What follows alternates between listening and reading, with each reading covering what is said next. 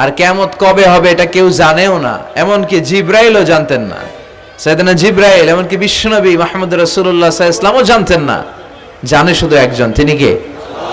কিন্তু অনেকে দেখবেন ইদানিং কালে বলে ফেলে যে অমুক সালে কিয়ামত। আছে না নাই? বই ঘরে নাই এগুলা?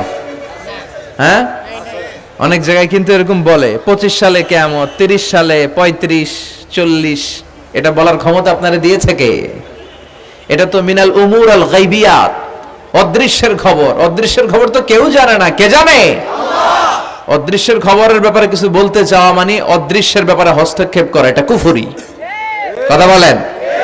এজন্য কিয়ামত কবে হবে এক্সাক্ট টাইম এটা আল্লাহ জানেন, বিশ্বনবীও জানতেন না। তবে বিশ্বনবী কিয়ামতের কিছু আলামত আমাদের সাথে শেয়ার করেছেন।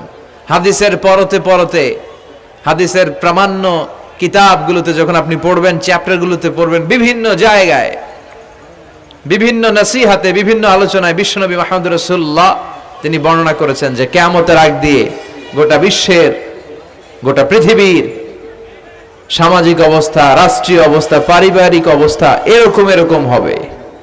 কি কি আলামত বিশ্বনবী বলে গেলেন আমাদের জানার দরকার আছে না নাই? আমরাও কিন্তু অবাক করা কোনো কাণ্ড দেখলে বলে ফেলি এটা কিয়ামতের আলামত, বলি না? কথা বলেন। আমরা যদি বেহায়াপনা দেখি, বিশেষ করে ধর্মপ্রাণ মুরব্বী যারা আছে, এরা বেহায়াপনা দেখলে সহ্য করতে পারে না। এরা বলে এগুলো কিয়ামতের আলামত। আছে না নাই? কিয়ামতের আলামত।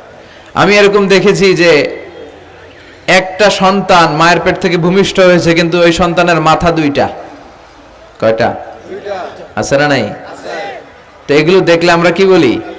কিয়ামতের আলামত। কিন্তু বিশ্বনবী কিয়ামতের আলামতের ব্যাপারে কি বললেন, আমাদের কি শোনালেন, জানতে মনে চায়? কথা বলেন, শুনতে মনে চায়?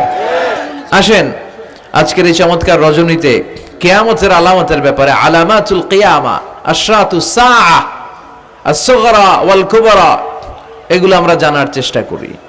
আপনি বিশ্বনবীর মুখনিসৃত এই বাণীগুলো যদি শোনেন যে কিয়ামতের আলামতের ব্যাপারে বিশ্বনবী কি বলেছে, শুনলে আপনার গা শিহরিয়ে উঠবে। আপনার মনে হবে বিশ্বনবী যেন এই একবিংশ শতাব্দীর দিকে তাকিয়ে তাকিয়ে বলে গিয়েছিলেন। মনে হবে যেন বিশ্বনবী বাংলাদেশের এই পরিবেশটা দেখে দেখে বলেছেন। প্রায় প্রতিটাই আমাদের সমাজের সাথে, আমাদের দেশের সাথে, আমাদের পরিবেশের সাথে খাপ খেয়ে যায়। কিয়ামতের আলামতগুলো দুই ভাগে বিভক্ত। একটু আওয়াজ করে উত্তর দিতে হবে, কয় ভাগ? একটা ছোট আলামত আর একটা বড় আলামত। চিল্লায় বলেন, একটা আর একটা, আবার বলেন, একটা আর একটা। বড় আলামত মোট 10টা। কয়টা?